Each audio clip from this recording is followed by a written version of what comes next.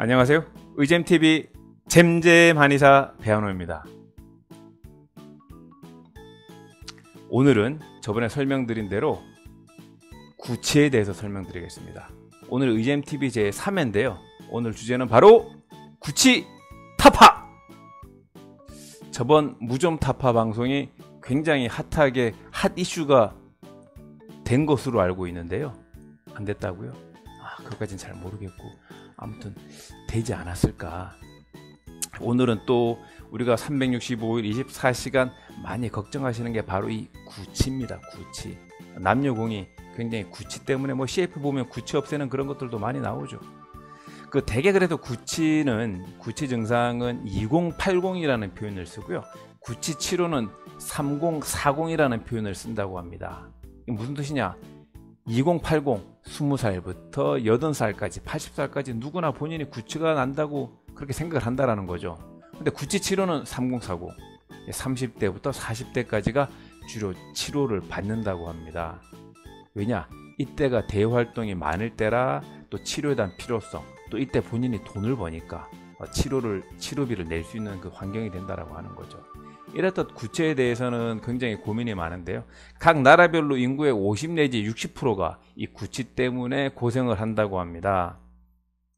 이 구취를 비롯한 이 몸의 이렇게 냄새에는 대략 이 500여 가지의 다양한 어떤 그 화합물에 의해서 이루어진다고 보는데요. 특히 이제 구취에서는 이 휘발성 화합물인, 제가 외워야 되는데 못 외워왔습니다. 되게 이렇게 50이 다 돼가니까 머리가 안 돌아갑니다. 황화수소, 메틸 캡탄, 그리고 다이메틸 설파이드, 다이메틸 다이설파이드 등 이런 다양한 황화합물을 비롯한 것들이 음식이 소화되는 과정에서 입과 치아 사이 혀에 붙으면서 이런 끊임없는 구취의 냄새를 일으킨다고 합니다. 정상적으로도 일반적으로 난다고 그럽니다. 그러면 여기서 문제, 구취 타파 문제. 하루 아침, 점심, 저녁 중에서 구취가 가장 심한 시기는 언제일까요? 맞히시는 분께는 바로 정답 확인 이후에 아직까지는 상품을 준비하지는 못했습니다. 아무튼 구취가 가장 심한 건 하루 중에서 바로 아침입니다. 이유가 궁금하시다고요? 이따가 설명드리도록 하겠습니다. 구취의 원인에 대해서 설명을 드릴 텐데요. 이놈의 죽일 놈의 구취 원인이 무엇일까? 이제 한의학적으로 볼 때 그 첫 번째는 바로 위열입니다. 위의 열이 많아서 음식에 대한 부패 속도가 빠른 분들이, 위가 차서 느린 분들에 비해서 구취가 훨씬 더 많이 난다고 봅니다. 이제 두 번째는 어혈입니다. 혈액순환이 안 되시는 분들이 혈액순환이 잘 되는 분들에 비해서 또 이제 구취가 훨씬 더 많아지는 거죠. 이제 세 번째는 비염, 축농증, 그리고 이제 또 코골이, 수면 무호흡증 등을 가지고 계신 분들이 구취가 더 심합니다. 예를 들어서 뭐 비염과 축농증이 있는 분들은 이렇게 해서 콧물이 밖으로 나올까봐 자꾸 뒤로 콧물을 들여 마시죠. 그런 염증 유발에 의해서도 구취가 나기도 하고요. 또는 주무실 때 이 코로 숨을 못 쉬니까 입으로 숨을 쉬죠. 이렇게 하면서 수면 무호흡증 이렇게 자다가 깨시는 분들도 있고, 이런 와중에 입안의 수분이 부족해지고 침이 말라가면서 또 구취가 오게 되는 겁니다. 네 번째는 바로 혀태입니다. 설태. 이 혀태가 여러 가지 원인에 의해서 이 앞쪽에 입 혀 위에 백태도 끼고 황태도 끼고 흑태도 끼게 되면 그것 때문에 또 구취가 더 심할 수가 있다는 거죠. 그 다음에는 생리입니다.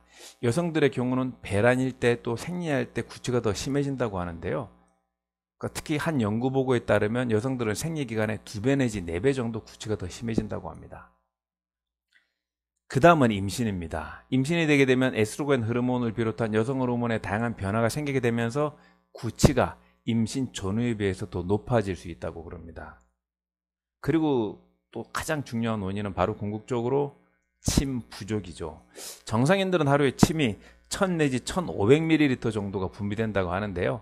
이 여러 가지 긴장, 스트레스 때문에 이 침 분비량이 줄게 되면 침 자체가 입안에서 살균력을 가지고 구취를 방어해주는 역할을 하게 되는데, 침이 부족하니까 이 세균과 바이러스가 입안에서 증식하게 되면서 냄새 원인을 제공할 수가 있다는 거죠. 또 침이 적게 되면 그만큼 소화가 안 됩니다. 소화가 잘 안 되면 음식 찌꺼기가 남아서도 또 냄새, 구취를 유발하게 되는 겁니다. 그리고 마지막 구취의 원인, 서글프지만 노화입니다. 나이를 먹게 되면 20살보다는 30살, 30살보다는 40살, 40살보다는 50살, 50살. 이 나이를 먹게 되면 침 분비량이 서서히 줄어들게 되면서 구취가 더 난다고 그러는데요. 이 70대가 되면 20, 30대, 30, 40대의 3분의 1인 500ml 정도 안쪽까지 침 분비량이 준다고 그럽니다. 그게 구취의 원인이 되는 거죠. 그래서 연세가 드신 분들은 몸에서도 입에서도 냄새가 더 많이 날 수밖에 없는 서글픈 현실이 되는 겁니다. 또 궁금해하시는 분들이 입냄새로 이 어떤 질병을 궁금해하시는 분들이 있습니다. 그래서 제가 간단히 정리를 해봤는데요. 입에서 오렌지랑 사과향이 나요. 이 무슨 질병인가요? 이렇게 의심을 하시죠. 그럴 때는 바로 당뇨병을 의심할 수가 있습니다.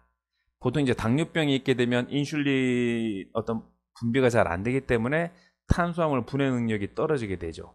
그래서 오히려 그 지방을 더 많이 쓰게 되고 이런 지방 대사 과정에서 아세톤 성분이 폐를 통해서 입으로 나간다 그럽니다. 그럼 그게 마치 이제 아세톤 향이 사과향, 오렌지 향처럼 느껴지기 때문에 자꾸 주변에 아빠 입에서, 엄마 입에서, 할머니 입에서, 할아버지 입에서 사과향이 나고 오렌지 향이 난다, 과일 향이 난다 그러면 그분이 당뇨병이지 않을까 의심할 수가 있는 거죠.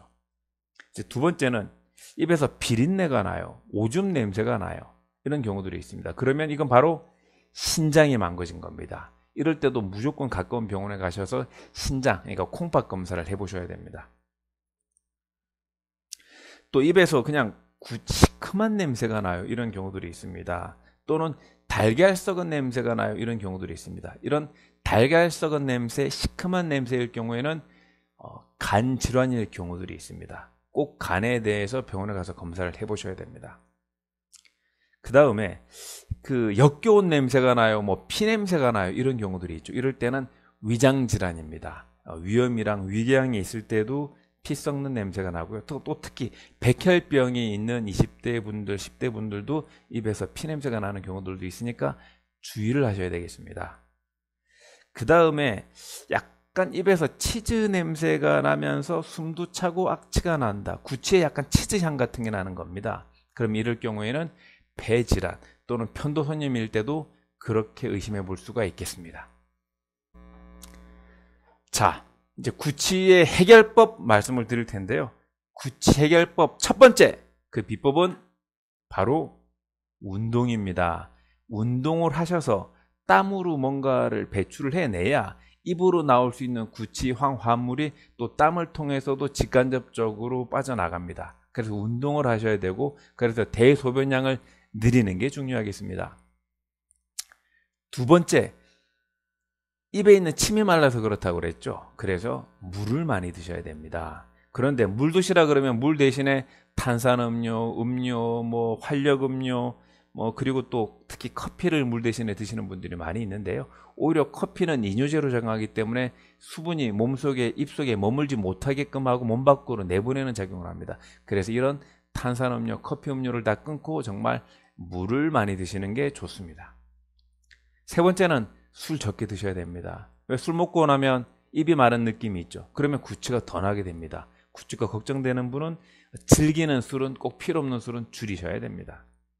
그리고 네 번째, 휴식을 잘 취하셔야 됩니다. 되게 피로해도 구취가 많이 나거든요. 그래서 구취가 많이 난다 싶을 때는 주말에 일 없을 때는 괜히 인터넷 의잼 TV 같은 거 꼭 보시고요. 나머지 배틀그라운드 뭐 이런 것들은 삼가하시고, 저도 모바일로 하긴 하는데 아무튼 푹 쉬시는 게 중요하겠습니다. 그리고 다섯 번째, 이 굉장히 중요한 건데요. 아침 식사를 하셔야 됩니다. 구취가 나시는 분들은 아침 식사를 하셔야 식사를 통해서 식이섬유를 통해서 음식이 내려가면서 구취가 없어지고, 물 한 잔 먹고 칫솔질하게 되면 구취가 없어지게 됩니다. 아침을 안 먹고 칫솔질하는 거랑 아침을 드시고 칫솔질하는 거 비교해 보시게 되면 아침을 먹고 칫솔질하는 게 구취가 훨씬 더 덜 납니다. 그리고 여섯 번째, 칫솔질 주기적으로 하루에 3번 이상 꼭 하셔야 되고요. 구취가 있으신 분들은 그 치실 꼭 사용하시는 게 좋습니다. 이 사이사이에 있는 찌꺼기를 없애야 되는데 기존 칫솔로는 잘 없애집니다. 이게 중요한 팁이 될 것 같고요. 그리고 일곱 번째, 식이섬유가 많은 고식이섬유식을 하셔야 됩니다. 그래서 이 식이섬유가 마치 칫솔질처럼 치아에도 입안에도 위장관 속에도 찌꺼기를 갖고 내려가기 때문입니다. 8번째, 적정한 탄수화물이 섭취가 필요합니다. 이거 굉장히 8번째 팁이 중요한데요. 다이어트 한다고 탄수화물 적게 드시는 분들이 계신데, 탄수화물을 적게 먹게 되면 에너지를 지방으로 쓰고 지방이 대사되는 과정에서 케톤이 발생하면서 구취가 납니다. 그래서 구취가 나시는 게 중요한 분들은 다이어트를 하실 때 탄수화물이 있는 다이어트를 하셔야 됩니다. 그럼 어떻게 다이어트를 하느냐고요?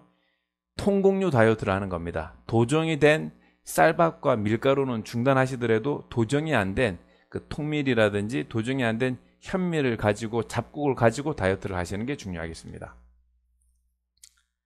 9번째, 밤늦게 안 드셔야 됩니다. 밤늦게 드시게 되면 위장관에 음식 찌꺼기가 있으면서 소화가 안 되고 하면서 구취가 나는 거거든요. 그래서 7시 이후, 8시 이후에는 안 드시는 게 중요하겠습니다.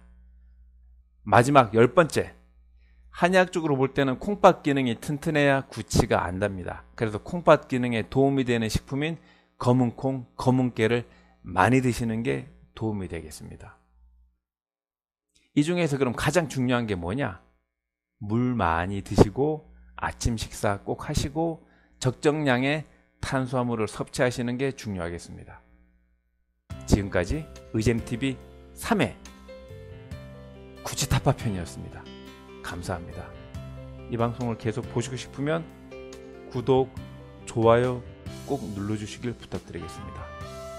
언젠간 제가 배틀그라운드 실시간 라이브 1등하기 한번 진행해 보도록 하겠습니다. 감사합니다.